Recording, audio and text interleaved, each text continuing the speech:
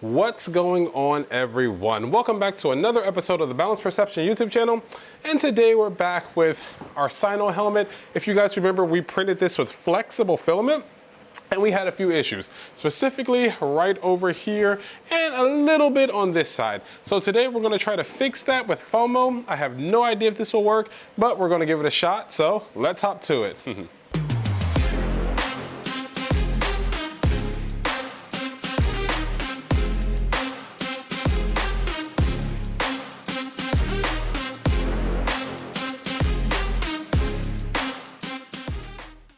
All right, guys, so this is my first time ever trying to use FOMO. I'm hoping this will actually work. As you can see, it's a brand new container. This stuff feels like really light Play-Doh, really light putty. I guess that's the best way to describe it. But my goal is to hopefully put it on these areas here that basically had under extrusion. And since FOMO is, relatively elastic, hopefully the helmet will keep its elastic nature. But that's the plan, at least. I do probably plan on actually printing some more with elastic filament in the future, but I've got some work to do on the printing process for it. It came out, overall decent, but I have a lot I can anyway improve on. So we're gonna go ahead and crack this open and see if it, can fill in these holes. So let's hop to it. So just to show you guys, this is basically what our FOMO looks like. When I was saying that it's basically Play-Doh, at least it feels like Play-Doh. It's actually maybe a little bit softer, but it's very gummy. It doesn't stick to your fingers, but it sticks to itself incredibly well. So I really, really like this. It's pretty thick, and outside of even using it for elastic-based prints, I'm sure I could even use it for PLA prints, just fill in large gaps whenever I have warping or anything of the sort. So this is essentially what it looks like. You definitely want to make sure that you close it back up as it will dry out, but essentially Play-Doh mixed with gum.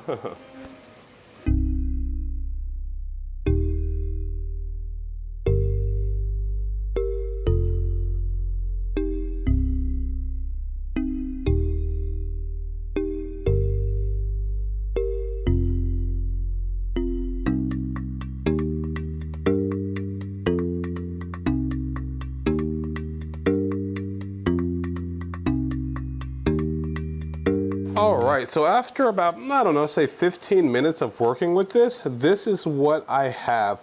And this looks 10 times better than what it was, previously with all the holes and everything. So we're gonna sit here and let this dry. Well, actually first I'm probably just gonna go ahead and do the other side, let it dry, and then we're gonna see how it, looks afterwards. All right, everyone, so it's probably been about 24 hours, and as you can see, our FOMO is completely dry. And the helmet still retains its elasticity. So basically this is exactly what we want. I went ahead and did both sides too while I was at it.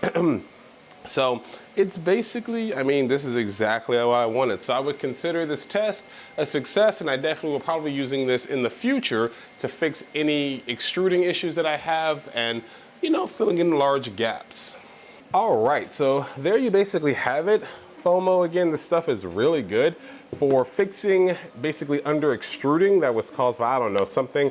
Again, that was my first time printing with this flexible filament, and I have a lot to do on this helmet. We're gonna still try to, finish this up and see if we can correct it.